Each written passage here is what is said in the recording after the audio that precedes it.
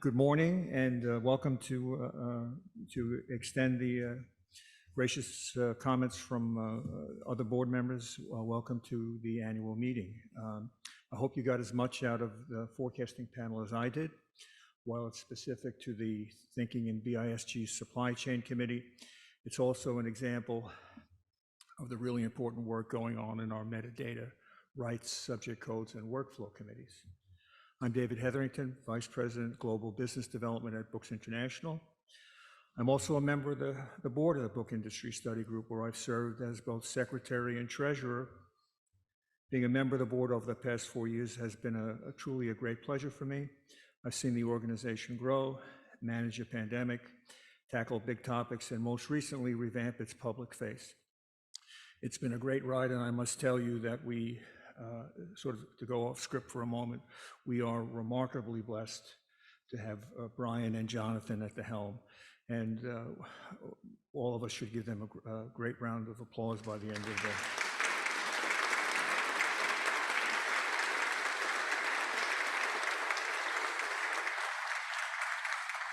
I am delighted to introduce our second panel, who are talking about changes needed in the data ecosystem. To moderate the panel, we are fortunate to have Claire Holloway, Manager of Publisher Relations at OCLC and Chair of the BISG's Metadata Committee, where she leads a merry band of metadata enthusiasts. I must say that that's not necessarily a club that I would like to belong to, but in a crusade for the single source of truth, I understand that metadata lectures are often used at Guantanamo to break terror suspects. But you'll hear more about that today. And just one last thing before I step away from the podium, I'm absolutely delighted to see Claire up here. Claire and I had the pleasure to work together when I was at Baker & Taylor. I terrorized her for a bit during my tenure there, and she's absolutely thrived, and I couldn't be prouder of her. And her co-panelists are Kris Kliemann and Dan Lubart, and I'm sure it'll be an engaging conversation. Thank you very much.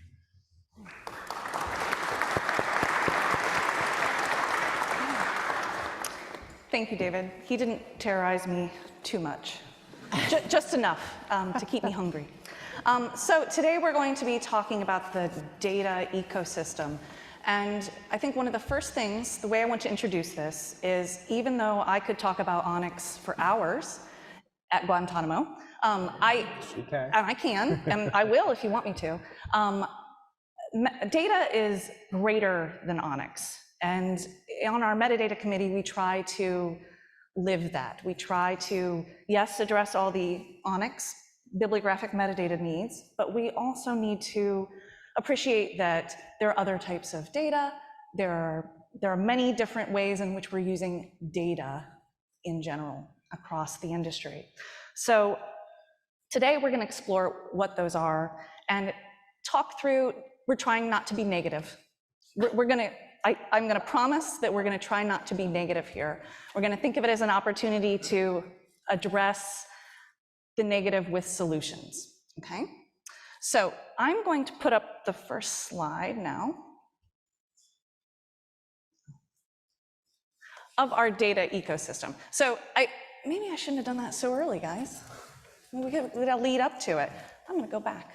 All right, so don't read from the screen, Dan, but one of the first questions that I have is, what is a data ecosystem? We know biology, we know what an ecosystem is, but when we, because everyone in here has an English degree, I'm sure, when we apply that metaphor to the publishing industry, yeah, take me through what a data ecosystem is to you. So it's not which data eats which other data. It is more, it's a lot of things. So we all kind of recognize it as how we store and transmit data, who we share it with, but it's also about how we consume it and how we visualize it and how we protect it, which is also increasingly important in this world.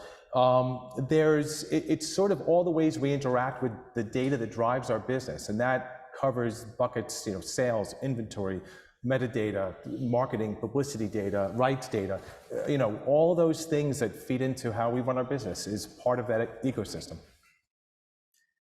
Kris, what's as from the rights perspective, people might be interested to know that, oh wait, there's data about rights too. I mean, that's really why I'm here, right? There are not there's not a lot of consensus about what rights data is. There's not a lot of places to put our rights data. The good news is, I think that a lot of publishers have begun to build to use existing systems and create rights data within the company or within the literary agency, which is the other place where a lot of rights data resides.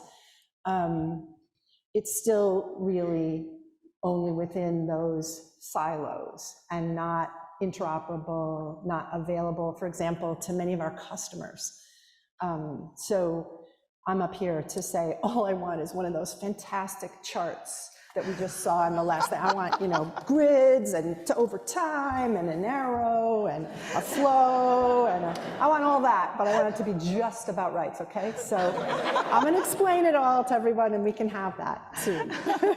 So great segue to our one and only diagram. So this is our only diagram, I swear. Those were great charts, but we only came prepared with one. And so we were looking about, obviously this is a simplification. The data ecosystem in publishing is so much greater than what you see here. But we really want to know, okay, I promise I wouldn't be negative, but when we look at this, there are obvious limitations here. So what are some limitations that you're seeing in the data ecosystem, Dan? So my start in publishing came about a little over 12 years ago, and I came in from outside the industry and I started asking questions like, what data do we have? How can we how can we see it? And the answer surprised me. There's a lot of challenges, and there still are, but we've gotten better as an industry to just finding, what data is available. How can I bring it into this soup that I'm making so I can start to get answers to questions, and can I make it accessible to everybody in the corporation? These are all part of the challenges, and I'm going astray from the question. Just steer me back on. I like the soup metaphor. We're going to throw lots of metaphors out today. Yes, we are. And so that's really a big part of, I think, what we're here to discuss is everybody's data is this abstract concept until it's not. Until we say, what can we do with it? It's not about bringing it together and throwing up, emailing sales reports to people. It's about, how can I use this to help everybody in my organization discover something that will change the way they do their job and change the way our business runs? So there's a complexity, and we need to find a path of understanding through that complexity. Kris, does that sound familiar? Yes, I mean, from a rights point of view, I think it's easy to understand that rights you know about, rights you understand, right, are an asset. And the rights you don't understand are potentially a very big liability. And when you look at these bubbles here, I would say, way over to the left, there's a whole nother set of bubbles that happen that have to do with an author wrote something, it's inherently copyrighted. Within that copyright, there's a set of things that can happen, licensable rights. It's written in the US copyright law. You have a set of rights you can license. And there's some that haven't been invented yet. And in my long lifetime, 12 years, there's, sorry, bud. That's okay. There have been, new rights have appeared, right? It was another century and there were no ebooks, for example. So you have to sort of think about that set of rights over there that then informs all these other bubbles. Some pieces of it, I know lots of salespeople who say, we do have rights data. Right in ONIX it says, what rights do we have for sales territories? So there's a lot more than that, right? And I think that the other important issue is not every publisher is recognizing all the potential revenue streams to the IP that they have spent money on acquiring and developing. And we may not be in a position to grow like crazy from additional bookstore sales or additional online sales of print and ebooks or beginning an audio program. And there are lots of other possibilities for our content. So it's starting to happen in some companies that a rights team is recognized as a sales team.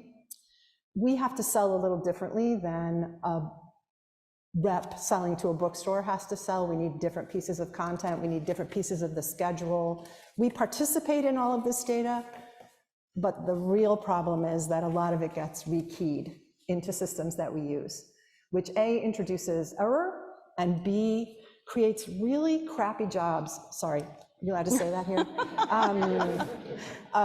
For our entry-level employees, which, in my opinion, is just this side of hazing. But all of us grew up with that, so we say, you got to live through it because I lived through it. But we don't have to do that anymore. We can have data with data people and use the very smart, new to the industry, maybe even young people, to inform us about what's actually going on in the world that would help us sell more books. So, I think it's very glass half full. Yeah.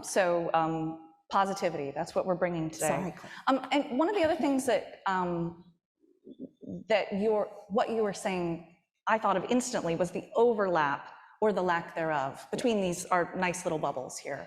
Yes. And there is some overlap. There's bibliographic metadata is coming from the library side, it's coming from the publisher side, but it also ties to the rights side. Absolutely. And to be positive, it could tie even more if there was an identifier that was used to tie it all together.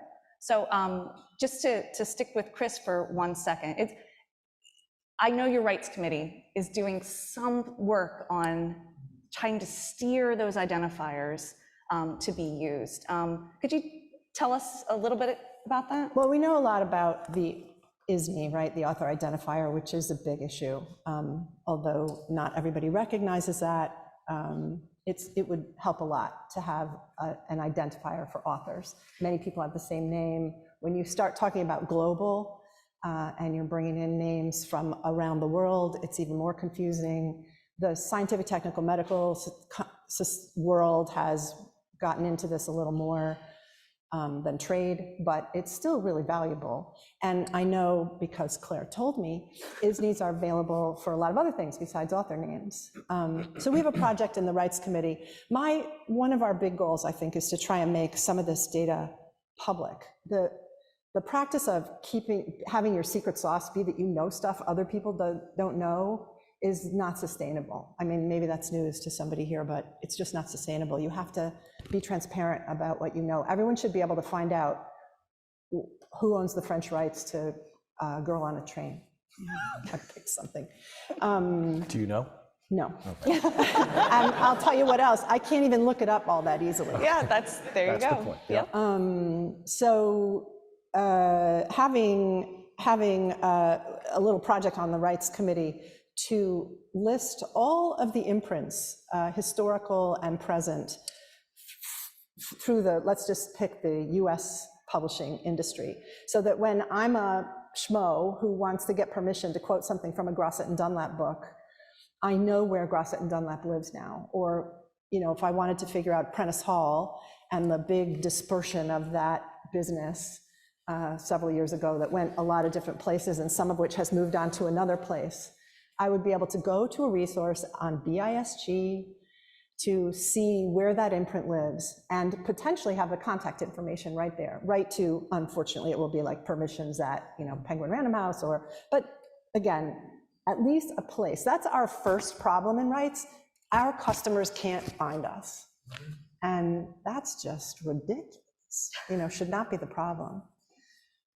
Well, I would say from the librarian side, since I'm a late life switch to become a librarian, which is just strange, but wonderful, that the idea of the imprints list just excites me, because it's making that data available, it's open, and giving everybody the chance to understand, like opening the door into this data ecosystem that in publishing we kind of keep it closed for many of the columns.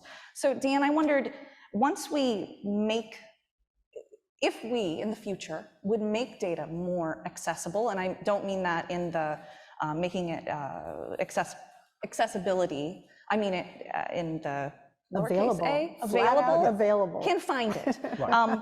How does that benefit us? Is there a benefit to making it more accessible? There is, and so this is something I deal with pretty much on a daily basis, and I see examples of this almost all the time where everything I do started with this concept of let's bring all the data together. Let's not worry about what's going to happen. Let's just bring it together and start to create views combining, so we combine sales and inventory and metadata, marketing data. When you bring them together, you can start to illuminate things that aren't easy to see otherwise. And I'll give you I think, entertaining example in a moment. But then when you do that, don't have it live in the ivory tower. You have to then disseminate it out. And so what happens is people, an assistant editor, a publicity assistant, somebody might ask a question. It's like, oh, we didn't think of that. So I'm still surprised almost weekly by a question I get from a client that says, what if we added this to this, and could we see these things a little bit differently? So I'll tell one quick story. A question got asked, and it's just to illuminate how looking at data differently exposes things. A very smart man I worked for at a shed, who I don't think is here today, Joe Mangan, had said to me, I feel like there's something in our returns data that we're missing. So we started to organize it. We did a heat map by country, by category, and there was this really bright red square in the middle of this otherwise lukewarm area.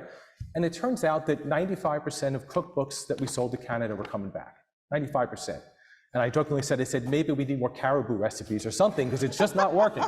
But there's an example where, money was just leaking out the door. We were paying to ship it, we were paying to bring it back, and who knows what was happening to it afterwards. So, but those sort of simple questions have real tangible benefits, and they're not always going to come from the data scientist, which is a term I'm not a huge fan of, but it really, the more you spread it out, the more value you bring back. Yeah. So turning a little bit towards the future now. So I feel like we've had this conversation for years, that there are problems, we need to solve them. In 2012, the Magellan Media Group, of which the principals in the room, put together a great study on metadata, and I refer to it constantly about how it just doesn't update. How are we going to change this? And it seems like we are in the future of that study. So in 2012, we are the future of 2012. The flying cars, and FaceTime. Was there FaceTime in 2012? No. I don't know. Anyway, I don't know. It's very distant past. Where's my robot housekeeper? Yeah, where's my robot housekeeper? Yeah. So we've talked about this for years, and we've had lots of little changes. We've had ONIX 3 has been widely adopted. PIDs, persistent identifiers, or PIDs, are becoming more adopted. But then we've tried to bring things together, and then with like GDSN in the early 2000s. And I feel like, how do we stop repeating the past? How do we stop having great ideas, and then when we talk in 10 years, how are we going to look back on this conversation today? So what are those, how do we get there? How do we get to 2033 and benefit to this group and our companies?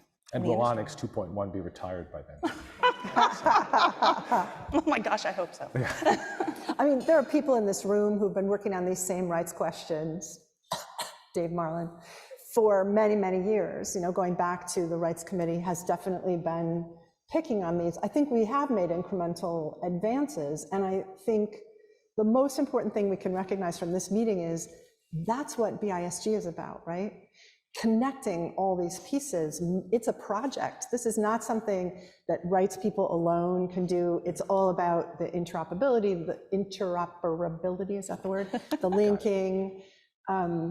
It's a real project that everyone needs to be involved in, and I think more and more people are beginning to see the real benefits. I know when certain things happened in creating available rights information, it didn't just make a rights department more efficient, it actually grew the pie of revenue, because it was now easy to do business. It meant more people came and asked. It was easier to get stuff done. and to make more money and to utilize your people so that they're doing the good stuff. Rights is a people business. We all think we're in a people business, but we still hold our facts really close. Like, facts are our cool, like I said, secret sauce. Facts are not your secret sauce. Your secret sauce is your intelligence, right? Being able to do something with the facts. And now there's too many facts, and you have to have graphs with arrows and charts and historical relevance and blah, blah, blah, blah. Well, to your earlier point, if I wanted to sell a certain book in a certain market and I can't figure out who to buy it from, that is an intolerable problem. Yeah. Right? Yeah. There's no shortcutting that question. Exactly, and we have lots of rights customers, potential rights customers. There's 1,524 publishers in Italy, for example. I don't know them all. I'm not going to know them all. If I have to spend all my time working on rekeying data so that I can make my little PDF rights guide for the Frankfurt Book Fair, I am not going to ever meet those 1,524 publishers in Italy.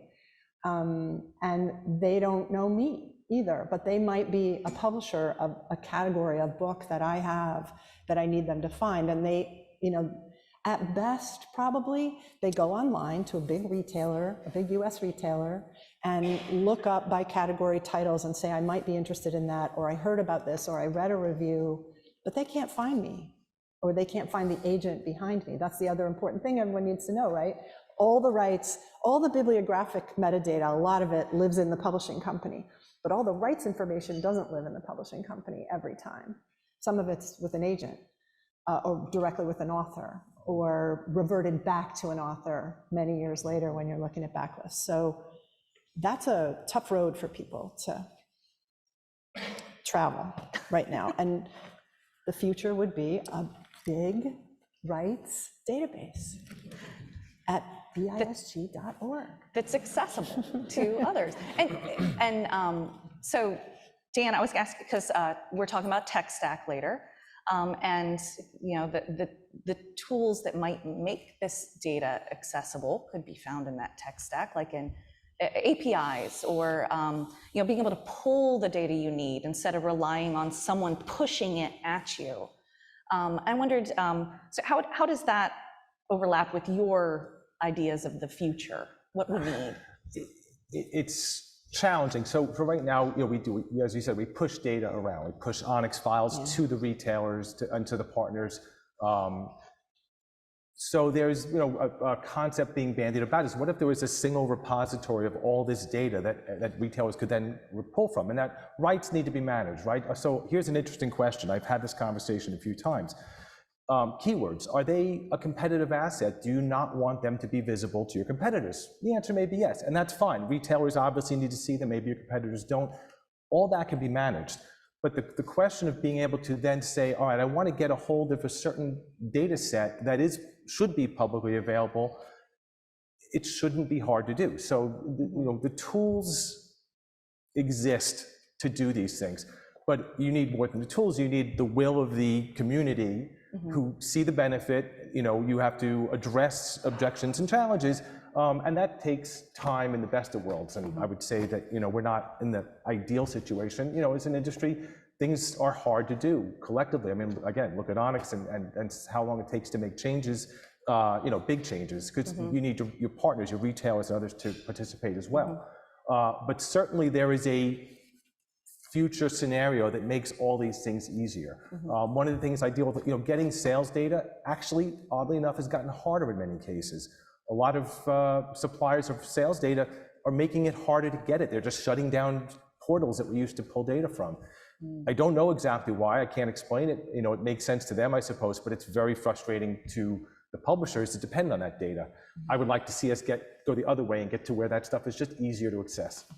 And by us, you might just mean the US as well, because we're seeing that around the world, other countries have been tackling these issues in a more advanced way, perhaps I should say, than the US. Even our neighbors to the north, who are part of BISG and BiblioShare, and being able to pull that data from like a single source of truth, and it happens around Europe as well. And I think that is part of the the future that you're projecting is we need to be able to learn too from what others are doing, bring it to this country so that we can benefit from it. So I don't want to be negative. Go for it. I got to say, if I say it out loud, that means I won't do it. So let's just go straight in negative. The hurdles. There are hurdles to adoption. I think, Dan, you addressed one of the biggest ones is that, if we're going to make data more accessible, then everybody could see that data. Maybe, right? it could be managed. You have to have gates, and you have to trust that these work, and that takes time. But again, it is possible to manage that. Mm-hmm. And so other hurdles that you're seeing, I mean, I think when we think about the ONIX 3, oh gosh, I'll get a headache of all the years we were trying to get ONIX 3 more widely adopted and wish it still was. And there were many hurdles to be overcome with patience and understanding, but also the changing of processes within a single publishing house. So we were trying to elicit change across all, but it had to be one publishing house at a time. And just thinking about that, what are some ways that we can, besides talking all together in this room, we can foster that communication across the industry? Anything that you wish we had? Chris? I mean, again, the big thing that changes people's mind is understanding the benefits, right? and really knowing the possibility of, let's just say, a rights team that's firing on all cylinders and making 25% more deals, bringing in 40% more revenue because this other stuff is being taken care of swiftly without struggle. Because we often have to beg for certain information, like, why do you need to know when the manuscript is coming in? Well, I got 15 translation publishers who want to publish simultaneously with us. So if you could get me that manuscript on the day that it's finished in copy edit, I can send it out to everybody and get it translated, and we can have simultaneous international publishing, which has a huge impact. The world is global. It's not about the US only. It's not even about English language only. So I think people understanding the benefits in a way that honestly comes from a whole company culture. I'm not going to say it has to come from the top, but for people to understand that if a book sells a lot of copies, gets great reviews, has a ton of rights deals, brought in the right kind of revenue, is going to live beyond this year, if everybody can feel happy about that in the company, then more people are willing to sort of chip in and do the work that's needed to bring it all together. Okay. Do you have anything that you want to add about how we can just overcome these hurdles together? It's teamwork. I mean, a lot of it comes from the trading partners, right? We as publishers, we can't force our will upon retailers, for example, and a lot of times it's hard for them to manage the things we want to do. But as far as I think you start with small, simple steps, even in-house. If you're trying to sort of bring yourself up the maturity chain on data management and how you consume the data. It's not just about organizing, it's about how you use it. You start with a small, simple idea of saying, all right, let's just bring data in together, organize it, and then let's just try looking at it a certain way. This is if I could change one thing in the industry, I would make sales POS data available on a daily basis. That's clearly not going to happen for the next 30 or 40 decades. But like, you do a price promotion, you do a metadata change, you want to see what's happening. You can't, because you can't get that. So those I don't have an answer to that because we can't control that side of the equation. Mm-hmm. I will just chip into, we had what do we have? Crawl, walk, run. Yep. I'm a gardener, so when you plant perennials, it's sleep, creep, and leap. The creep thing, you might not want to use that a lot in your offices, but we're in rights data, we don't even have a taxonomy that we can all agree on yet. And that is something that has been worked on a long time. And it's more than potato, it's what are we trying to capture? How do we account for rights that haven't yet been invented? We need to do some work around that. We're like even pre-crawl. We're like, learn to lift your head, little baby. That work is also happening in the committee, and we're beginning to get more and more consensus around what to call things, how to understand what a deal is. The big lift that we've gotten to, which just sounds so dumb, is that there are rights in and there are rights out. And, just having people, because you'll meet people at lunch who tell you, I'm really into licensing, which doesn't give you enough information to understand what they actually do. So we have to work on that from a very, very early stage, and that I see as a hurdle, but we've been pushing this rock up a hill a long time. I think we're pretty close to really rolling that one down the hill. You mentioned taxonomy. That's an important concept, which is just agreeing on how we describe data. I'm doing this right now. I have a few clients I'm talking about publicity and marketing data. And for an industry where people move back and forth all the time, I cannot believe how different everybody views the same concept, but they want to organize it differently. And it is possible, and I'm having some success in getting people to sort of normalize that and say, all right, let's all agree that this is how we're going to think about it. But that's also, there's effort there, but it is valuable and important work. Taxonomies are my love language. I just makes me happy to hear you both talk about them. I'm like, oh, that's so exciting. But also, you make a great point. We need to be, singing from the same song sheet. And one of the things that our committee is doing with the best practices guide is trying to do that. We need to be able to try to agree to what a pub date is. Or if we maybe a pub date, or release date, or on sale date. Or use other words. Ship agree date. To what these. And Yeah. I didn't want to bring it up because it is always the most contentious thing. But we need to be able to understand each other's terms, or all use the same term, so that we can move forward. I didn't even get to my linked data future that I really wanted to teach a masterclass on. But we're at the time where we're going to take some questions from the audience. If there was anybody, Brian, I'll follow your lead. In the meantime, I'll talk about ONIX and fill the time. Hi. No. I have a question. What can we publishers in the room do other than join the committee? What can we individually do to try to help progress this? I don't know who's talking. That's a great question. And we shoot straight back there. Yeah. So besides join a committee, I think to interact with the standards that exist, and also to create your own data dictionary, your own taxonomy for in-house use, I think is key, because then when somebody new comes in, they can learn very quickly, and then you can all agree.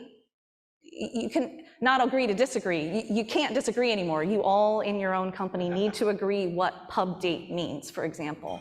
So my first would be data dictionary for your in-house. No, that is an important one. And just to expand on that a little bit, think about what I call in data a unit of currency, which is an ISBN and a date is a unique thing that has, and let's say a retailer. So now how many units did I sell? How many dollars? How many glance views? Those type of things. You start with sort of understanding how you want to think about a unit of data and then what you can do with that unit. Yeah. Standards, I'll just say that's another project that's happening in the Rights Committee. We're creating a royalty statement standard in a very small, narrow line, right? We're trying to, so I want to say come to a committee meeting for sure. That's one of the things publishers can do, but also think about the confusion on the side of a licensing publisher, somebody who licensed rights in. Take a big Italian publisher, Mondadori. They've licensed rights from hundreds of different publishers in the United States of America this year. And they have to send out royalty statements. So they have their own way of doing that. It might be good, it might not be good, but the recipients of that royalty statement from Mondadori have their own different kinds of things they want to know. And we all go back and forth about the royalty statements lots of times with questions and confusion and again, total time waster. I'm not making new deals. My boss isn't happy. My author isn't happy. Having a royalty statement standard. And so really thinking through when you're making those kinds of decisions in your house about what does my royalty statement say? How useful is it? Am I including information that's not useful or not necessary? We're going to get to a minimum royalty statement standard for translation rights. And that will begin to expand out into the other kinds of royalty statements that exist in our world. Let me add one other thing. You asked, because you asked what you can do. I want to give a practical example that might help. When I first started, I was at HarperCollins 12 years ago. Yes, I know, as a child. I was asked to go sit in with editors and listen to them talking to authors and agents and listen to the conversation. And this is how I learned the business. And what I found was a stream of questions being asked that they would say, I don't know, but I'll get back to you. So those questions, if you can answer them in more real time, that is incredibly valuable. Just collecting those questions that are hard to answer is a great first step, because it'll guide you to what would be the right next step.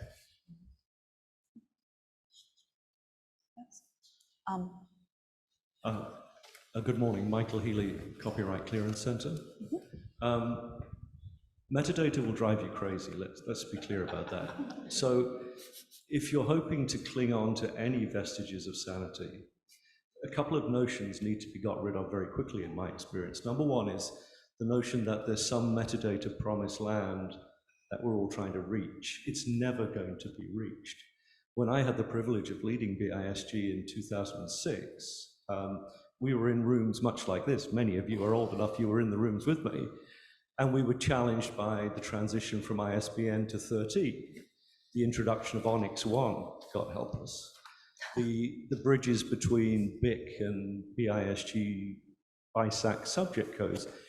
It's like painting a bridge. It's just, once you've finished, you start all over again. So that's the first notion that will help you stay sane. Get rid of that.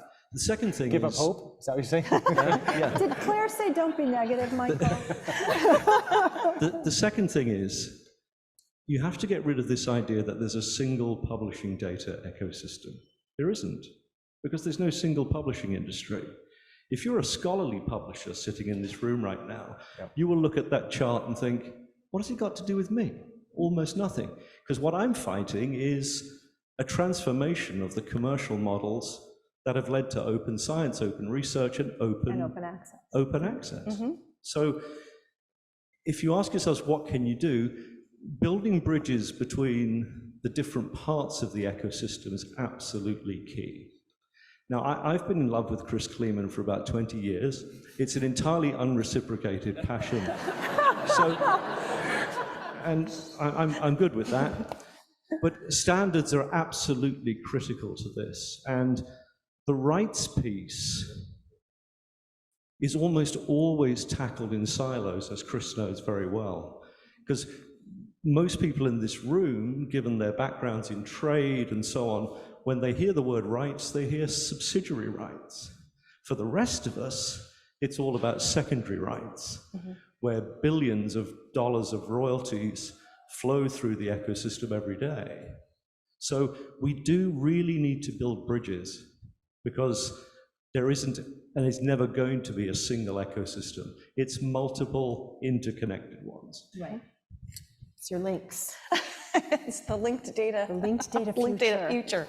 Well, yes, overlaying those. So you're absolutely correct. You know, what we've presented today, that's a very simplified, you know, one little take of one ecosystem. But when you think about, you know, the metaphor of the pond that's in the greater metaphor of then it exists in the prairie, and it exists in the, you know, the entire, you know, Midwest of the United States. You know, we have to think about all of these different ecosystems and how they connect. So those great points. We don't want to be the be all and end all. This isn't the answer, and we will continue to paint the bridge, but those little steps that we're taking, and they can build upon each other to get to the point that when we have this talk in 10 years, hopefully nobody will know what ONIX 1 even happened, but because we have to keep moving forward together, I think, not to be too kumbaya about it, but yeah, we need to move forward together. You have any? Yeah, no, it's like Zeno's paradox is what we're describing. You're never going to reach the end, but you keep getting progressively closer, and there's value in that. And that's, I think, the important point is You don't have to get, some projects you start, you say, I need to get from here to the finish line to get the value out of it. Working with data is not like that. There is value follows effort. If you make effort, you make progress, you're going to get value from that. You don't have to reach some sort of Shangri-La type of goal. Well, I'd be okay with Kris? Shangri-La. Oh, yeah, good. Sure, Shangri-La, Kumbaya, yeah. George Logan, Kolopatech. So Kris, this big rights database that you're envisioning is here at this table in the shape of your former lover. And how do you see CCC playing a role in this? Yes, although, I mean, yes, Michael, sure. Get CCC to get all the rights data to all the books and all the journals in all the world. That'd be great. By lunch. Yeah, okay with me. Hi, I'm Larry Bennett with Norcom Poe. I had the pleasure of working with Claire years ago also, and she opened my mind to what metadata is. I still haven't recovered, but just wanted to say, this is all great. You've talked about some of the hurdles. Everybody's at London Book Fair, whatnot, was talking about AI. And does AI have like a role in reaching nirvana here? How much time do we have? Yeah, I mean, it will. That's the short answer. Yeah, I mean, we're at the beginning, and of AI, and to fully understand what it is. I mean, I've heard, oh, it can save the time to write a great book description. Well, but on what corpus is it pulling that text from, to make a great book description? So I think there's a lot of questions we need to have answered. We need to play with it. We need to see, but I do think that in a linked data future, which could contribute to AI in the future, the more consistent the corpus the AI is pulling from, the use of identifiers to make sure that they know, which Kris Kliemann are we talking about, to be able to auto-generate that bio for you. It's to come. We'll talk about that in 10 years. And hopefully it will be, I don't know, the robots won't be taking my job. I don't know. I mean, when in our chats about this in the past couple of weeks, Dan said something that I want him to say again. I don't know if you're going to remember you said it. About the The AI English won't. majors? No, Oh. the English major. Oh, make fun of English majors again, Dan? Who put all the English majors in charge of data? Yeah. Like, why? Say it, Dan. When I first got started in the street 12 years ago, I felt like Connecticut Yankee and King Arthur's Court. I'm like, I'm trying to talk data with a lot of people who really weren't really thinking that way and trained that way, and it was challenging. But I want to make a point about the AI. I heard an interesting comment from someone just a few days ago, which is AI isn't necessarily going to replace our jobs, but people and companies that use it well will replace those that don't. And I think that's a more optimistic way of thinking about AI, is that it is going to be a tool. It already is. It's going to become more so, but it's not, I don't think we have to worry about the Terminator happening in the next 5 or 10 years. Knock on wood. Yeah. We have time for one more question, I believe. Brian, do we? Hi, Ziam Bloom, Hopkins Press, and also former English major. So, Once an English major, always an English major. So my question is, and the answer might be no, but who is doing data really well? Is there another industry that has really, been able to get the entire industry together and have these standards? Is there anything out there that we can model ourselves after or build expertise from? That is a great question, and we could do another entire panel on it.